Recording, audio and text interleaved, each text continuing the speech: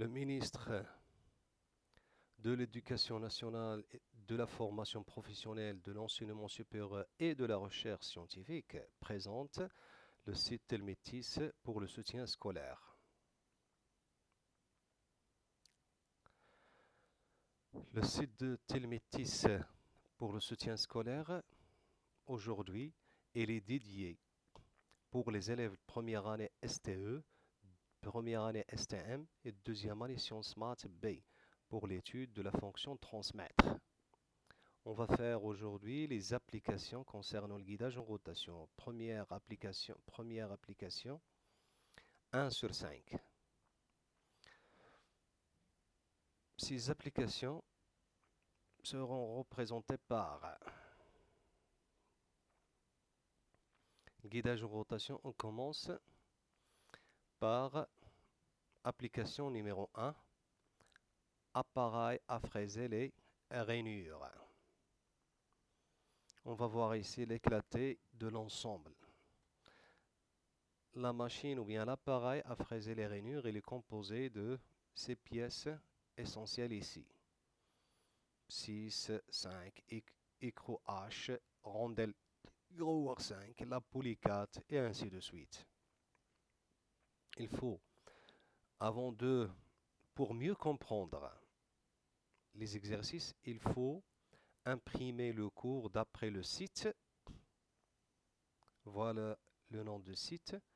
Vous imprimez le cours et suivez ça attentivement et ça sera mieux ou bien facile à comprendre. Il est facile à comprendre. Et les éléments qui sont représentés dans un dessin d'ensemble, ils sont standards. On ne change pas la représentation, par exemple, d'une rondelle grower ici, ou bien rondelle élastique, rondelle frein, rondelle W. Et cette représentation, toujours, elle représente l'écrou. Lorsque vous trouverez une pièce comme ça, c'est une vis CHC. Ça veut dire tête cylindrique, hexagonale, creux. Cette représentation, toujours elle est standard, c'est une clavette. Et les deux pièces qui sont en rouge, c'est l'élément de cours, ce sont les roulements. Et la pièce 11, toujours, c'est une goupille. Et ainsi de suite. Donc l'entraînement en rotation se fait par un moteur électrique non représenté à travers une poulie motrice et une courroie. Le mouvement d'entrée est communiqué à la poulie 4 solidaire à l'arbre 2. Voilà la poulie 4 et voilà l'arbre 2. Entre les deux, on a une liaison fixe. Lorsque vous entendez solidaire, ça veut dire liaison fixe. Des roues dentées solidaires à l'arbre 2. Le mouvement est transmis à l'arbre de sortie non représenté. Ici, de même chose, l'arbre de sortie n'est pas représenté par l'intermédiaire des roues dentées 2 et 17. Lorsque vous entendez roues dentées, automatiquement les engrenages, là où il y a les dentures. Par exemple, la pièce 2 tourne dans le sens horaire, la pièce 17 tourne dans le sens anti-horaire. L'arbre de sortie reçoit le porte-fraise. La rotation de l'arbre 2 est assurée par deux roulements BC, type BC, 9 et 12. Voilà 9 et voilà 12. Objectif, le souci majeur des utilisateurs de tels systèmes de production est de répondre aux besoins des clients. Le service marketing de la société a signalé une forte demande des produits fabriqués par la société. Afin de répondre à cet objectif, le bureau d'études a décidé d'augmenter le nombre de pièces à rainurer, de diminuer le temps de fabrication et d'augmenter la qualité. Vous faites partie de l'équipe chargée de mener l'étude partielle de cette décision. Les tâches suivantes sont à réaliser. La première question, donnez le diagramme bêta-corne du système. Voilà les cornes, voilà le visage de la bête et voilà le queue. Ici, à qui rend-il service l'utilisateur? À ce niveau-là, sur quoi agit-il les arbres? Toujours l'appareil à fraiser les rainures, c'est le système d'étude. Et dans quel but? Pour fraiser des rainures sur des arbres en diminuant le temps de fabrication avec l'augmentation de la qualité. Deuxième question, Donner le diagramme des interactions du système, il faut utiliser les éléments extérieurs suivants: moteur, arbre, fabricant et table, et en déduire la fonction principale. Voilà la machine ou bien le système d'étude appareil, fraise et les rainures. Les 4 éléments du milieu extérieur: fabricant, arbre, table, moteur. Lorsqu'on trouve 2 éléments et sont reliés entre eux à travers le système, c'est une fonction principale. Et lorsqu'on a une seule relation entre un élément extérieur et le système d'étude, c'est une fonction contrainte. Ici, on a 3 fonctions contraintes et une seule fonction principale. Ou bien 4 fonctions de service. Voilà la fonction globale, fonction principale: réaliser des rainures sur des arbres en diminuant le temps de fabrication avec augmentation de la cadence et de la qualité. Guidage en rotation. Identifier la fonction globale du système. La fonction globale, c'est transformer. Définir les éléments d'entrée et de sortie, c'est-à-dire MOE, la matière d'œuvre entrée, et MOS, la matière d'œuvre sortante. Entrée, c'est arbre non rainuré, et sortie, arbre rainuré. Le diagramme SADT ou bien l'actigramme A-0 du système. Le système d'étude appareil à fraiser les rainures. La matière d'œuvre entrante, arbre non rainuré. La matière d'œuvre sortante, arbre rainuré.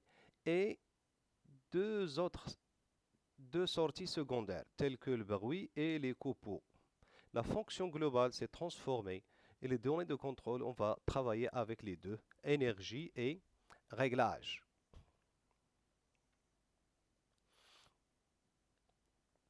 On se base sur l'éclaté de l'appareil ci-dessous.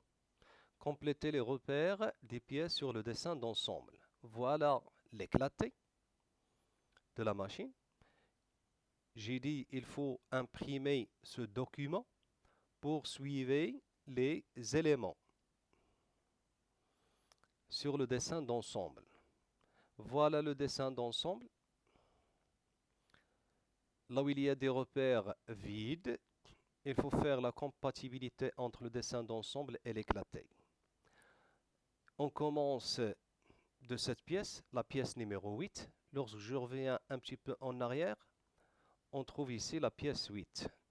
C'est un cerclipse ou bien anneau élastique, la pièce 8.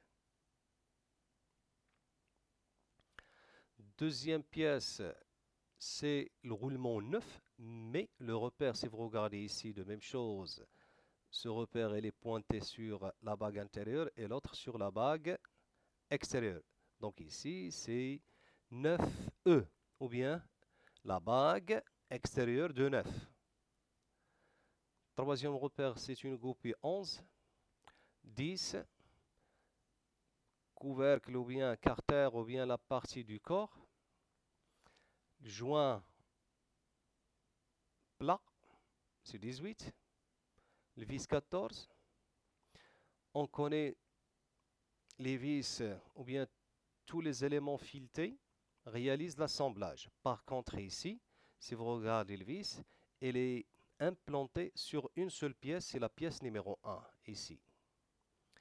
Lorsqu'il est implanté sur une seule pièce, il ne réalise pas l'assemblage. Il ferme ou bien il est considéré comme bouchon.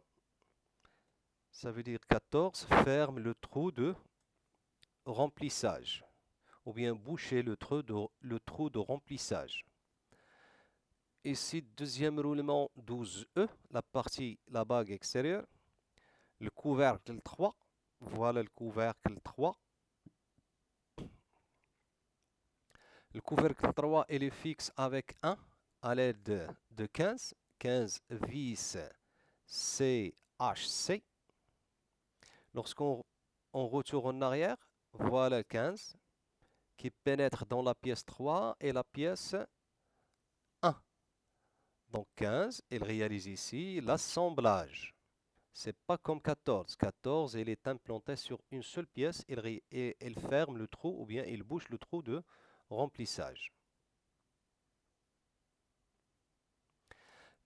La suite, c'est la pièce 4, la poulie 4. Cette poulie, elle a deux gorges, ça veut dire elle est entraînée par deux courroies. Par deux courroies ici. Courroie trapézoïdale. L'autre partie n'est pas représentée car on a limité la vue de 4 par un trait continu fin à main levée. La suite des pièces, c'est 13. C'est une clavette parallèle qui élimine la rotation de 4 par rapport à l'arbre. 5 rondelles Grauer ou bien rondelles élastiques, rondelles frein, rondelles W. Elle possède 4 noms. L'écrou H6, l'entretoise 7, joint à une lèvre 16, la bague intérieure de 12, et ici la pièce numéro 17, la roue 17. La roue 17, il est engrainé à ce niveau-là avec la denture de 2 de l'arbre. Donc 2, on peut le nommer pignon arbré ou bien arbre 2. Là, on a taillé des dentures ici. 9i, c'est la bague intérieure du roulement 9. Et à la fin, l'arbre 2. Pour la question 11, dans la question 11, il dit compléter le repérage des obstacles arrêtant les bagues. Voilà les bagues. Quelles bagues? Les bagues des roulements axialement sur le dessin d'ensemble. Soit la bague extérieure ou bien la bague intérieure. Voilà la bague extérieure, la bague intérieure. On cherche les obstacles qui sont mentionnés sur le dessin d'ensemble. À ce niveau-là, on n'a aucune liaison. Ça veut dire à gauche de 9E. Ici, aucune liaison. De même chose ici, il est vide. Il faut mentionner soit la bague elle est libre, la bague extérieure libre, ou bien aucune liaison. À ce niveau-là, l'obstacle est réalisé par l'épaulement de 1 par rapport à 12E. Ça veut dire ici, l'obstacle il est direct entre la bague extérieure et l'alésage 1. La bague extérieure de 12E dans le côté droite, elle est bloquée par première pièce, c'est la pièce numéro 3. La pièce numéro 3, à l'aide de 15, elle est fixe avec 1.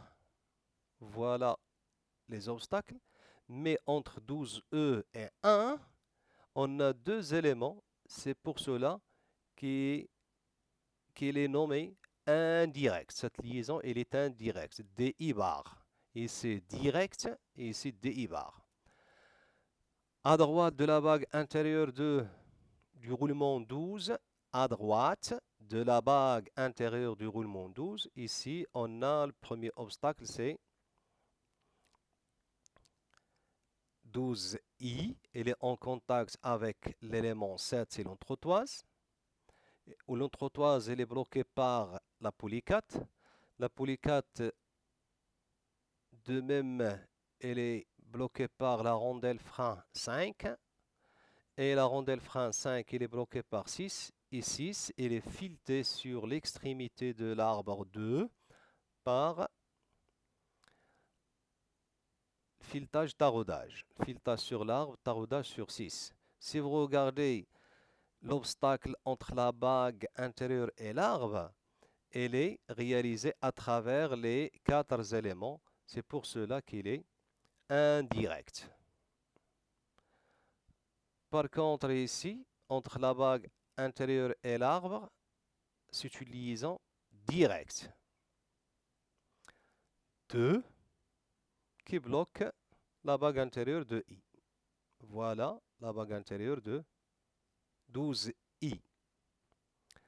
De même chose ici, la liaison elle est directe entre la bague intérieure de 9 et l'arbre 2. Mais ici, la liaison automatiquement elle est indirect. Voilà indirect. La première pièce, c'est 2 à travers Circlipse 8 et la bague intérieure de 9. Toujours en restant sur le même dessin pour la question 12, indiquer le type d'ajustement des portées des bagues extérieures situées sur l'arbre.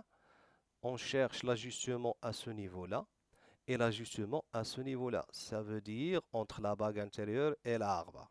Entre la bague intérieure et l'arbre.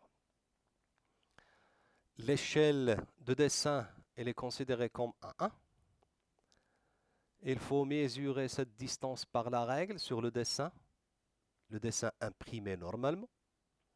On trouve diamètre 15, M6. M6, elle est engendrée à l'arbre. Les lettres minuscules, elles sont engendrées à l'arbre.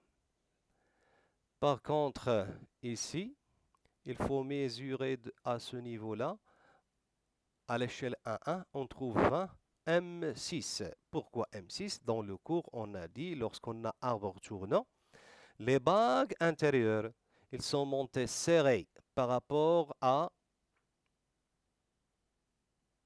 l'arbre. Pour la question 13, indiquez le type d'ajustement des portées des bagues extérieures situées sur l'alésage. On va voir les questions par la suite. Voilà entre l'alésage, diamètre de l'alésage, et la bague extérieure de 9. Il faut mesurer cette distance. Voilà la ligne de cote. Ici, les lignes d'attache. La ligne d'attache, la ligne d'attache, la ligne de cote. Lorsque vous mesurez ici sur le tirage, vous trouverez 35 H7. H7, grand H7. H7, il est réservé pour l'alésage. Ça y est, on ne code jamais sur les on ne code jamais les roulements. Ici, toujours entre l'alésage et la bague extérieure, diamètre 42,5 H7. Ici, l'élément qui joue le rôle d'un arbre, c'est la bague extérieure. Et l'alésage 1, c'est l'alésage principal. Par contre, ici, l'arbre principal, c'est 2. Et la bague intérieure, il joue le rôle d'un alésage de l'arbre. Ça y est. La suite, la question 7. De quel type de roulement s'agit-il? Si vous regardez les roulements ici, on a les roulements baissés, d'après la représentation. Roulement baissé, l'explication de baissé, roulement à une rangée de billes à contact radial type baissé.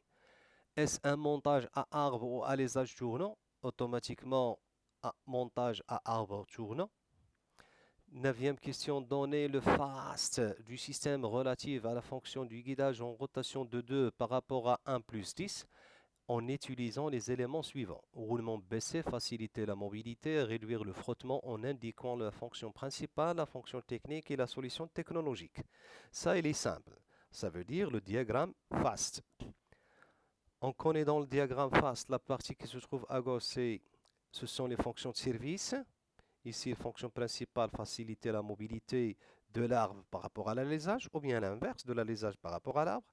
La fonction technique, réduire le frottement. Et la solution, pour réaliser la fonction technique, il faut utiliser les roulements baissés. Quelles sont les bagues montées serrées? Dans le cours, on a dit lorsqu'on a arbre tournant, automatiquement les bagues intérieures qui sont montées serrées avec l'arbre. Et lorsqu'on a alésage tournant, les bagues extérieures ils sont montées serrées avec l'alésage. Dans cette application, les bagues intérieures qui sont montées serrées. Compléter le repérage des obstacles arrêtant les bagues du roulement axialement sur le dessin d'ensemble. Voir dessin d'ensemble.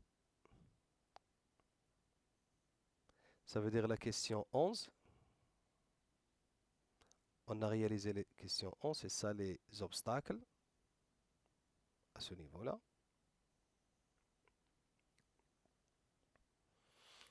Indiquer le type d'ajustement des portées des bagues intérieures situées sur l'arbre. Pour la question 12, ajustement serré entre 9i et 2, diamètre 15 M6 par exemple, et entre 12 et 2, diamètre 20 M6. Indiquer le type d'ajustement entre les portées des bagues extérieures situées sur l'alésage. Ajustement avec jeu entre 9E et 1, 35A7 et 12E1, 42,5H. Il est nécessaire de comprendre le fonctionnement de ce mécanisme. Pour ceci, on veut demande de indiquer les classes d'équivalence du système. Si vous lisez le dessin d'ensemble, on trouve l'ensemble A, ou bien le sous-ensemble A. Il est composé de la pièce numéro 1, la pièce numéro 3, la pièce 10, 11, 14 et 15. Par contre, le sous-ensemble B, il est composé de la pièce numéro 2, la pièce 4, 5, 6, 7, 8, 9, I et 12I, 13. Ici, je viens d'utiliser toutes les pièces qui sont solidaires avec l'élément 2. Établir le graphe de liaison entre l'ensemble A et l'ensemble B. Entre les deux, on trouve la liaison pivot. Compléter le tableau de liaison suivant. Voilà. La liaison entre 4 et 2.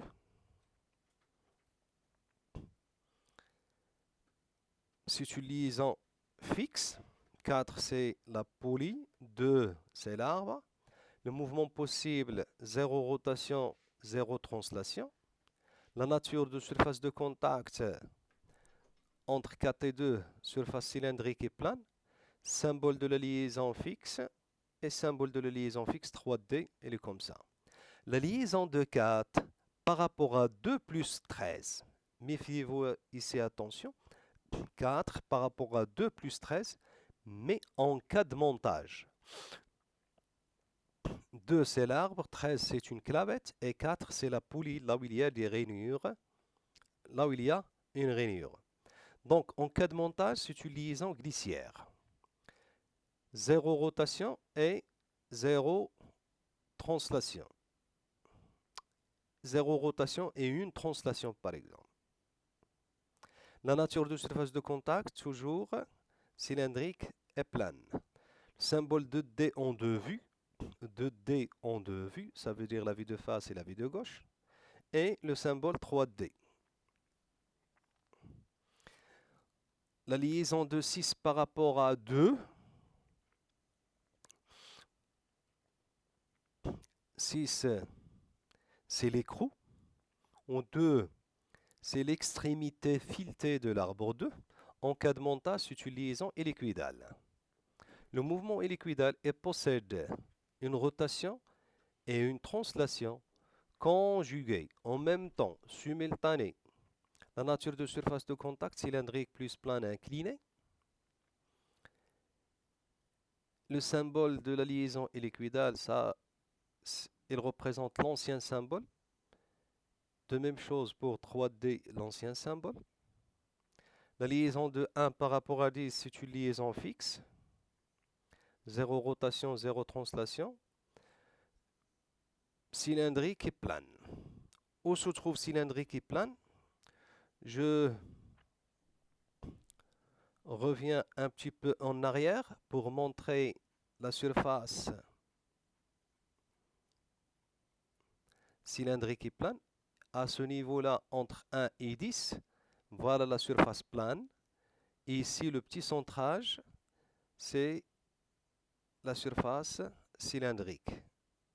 Ça y est, comme ici, entre le couvercle et 1. Entre 3 et 1, on a la surface de contact, surface plane et surface cylindrique. à ce niveau-là. Ça y est.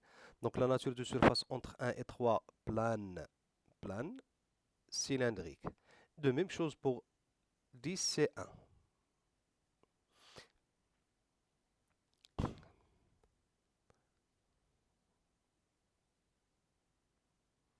10, c'est 1, on a dit. Fixe 0, 0, plane et cylindrique, le symbole de la liaison fixe, 3D et 2D. Elle reste la liaison de 2 par rapport à 1 plus 10. 2, c'est l'arbre, 1 plus 10, c'est l'ensemble qui forme l'alésage. C'est une liaison pivot, une rotation, 0 translation, la nature de surface cylindrique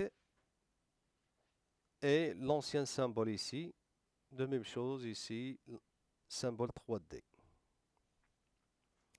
Guidage en rotation. La suite, la question 17, établir le schéma cinématique minimal du système, ça veut dire entre l'ensemble A et l'ensemble B. Voilà l'ensemble A, c'est le bâti ou bien l'alésage ou bien le corps. L'ensemble B, là où il y a l'arbre 2 avec la poulie 4, où l'arbre 2, il est denté. Voilà les deux obstacles pour ici, ils représentent normalement la liaison pivot-glissant. On peut avoir la rotation et la translation. Lorsque je mets les deux obstacles ici, on élimine la translation. Il reste seulement la rotation. Voilà l'ensemble B. Et la denture de 2, elle est engrainée à ce niveau-là avec l'élément 17. Quel est le nom et la fonction des pièces suivantes? 3, 4, 5, 6 et ainsi de suite. Voilà le tableau. Pour la pièce 3, c'est un couvercle. La fonction du couvercle, protéger le mécanisme. Toujours le couvercle, protéger le mécanisme. 4, c'est une poulie. La poulie ici, transmettre la puissance entre deux arbres parallèles, généralement parallèles, éloignés par A. A signifie adhérence, par adhérence. Transmettre la puissance entre deux arbres généralement parallèles, éloignés par adhérence. La pièce 5, c'est une rondelle Grauer ou bien élastique frein W. Assurer le freinage de l'écrou 6. La pièce 6, écrou H. Réaliser l'assemblage de 4 plus 7 plus 12 par rapport à 2. Ça veut dire elle réalise la liaison fixe ou bien la liaison encastrement entre 4 et 2. La pièce numéro 7, c'est une entretoise, ou bien la bague entretoise, ou bien bague entretoise, qui permet d'éliminer la translation de la bague inter 12 et de la poulie 4, BI12, ou bien 12I, ou bien B. BI, la bague intérieure de 12 et la poulie 4. La pièce numéro 8, circlips de l'arbre, qui permet d'éliminer la translation de la bague intérieure du roulement 9 normalement. La bague intérieure de 9. La bague intérieure de 9. 9, roulement baissé. Les roulements baissés facilitent le guidage, en rotation de 2 par rapport à 1. La pièce 11, c'est une goupille cylindrique. Permet de positionner 10 par rapport à 1 ou bien de réaliser le centrage de 10 par rapport à 1. 13, c'est une clavette parallèle. Permet d'éliminer la rotation de 4 par rapport à 2. Et 14, bouchon, vis H. Fermer le trou de remplissage ou bien boucher le trou de remplissage. La pièce 15, vis CHC. Réaliser l'assemblage de 3 par rapport à 1.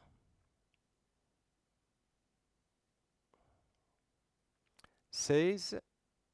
Joint à lèvres ou bien joint à une lèvre. Assurer l'étanchéité dynamique entre 1 et 2. Et à la fin, la pièce 18, c'est un joint plat qui permet d'assurer l'étanchéité statique. Lorsque vous trouverez joint plat, toujours assurer l'étanchéité statique. Et les joints à lèvres assurer l'étanchéité dynamique. Ça y est pour aujourd'hui. Merci de votre attention pour la première application. Le cours complet en PDF sur l'adresse en bas. Il est ici. Lorsque vous cliquez ici, vous trouverez le cours complet. Donc j'ai dit, il faut tirer ou bien imprimer le cours, puis suivez la leçon.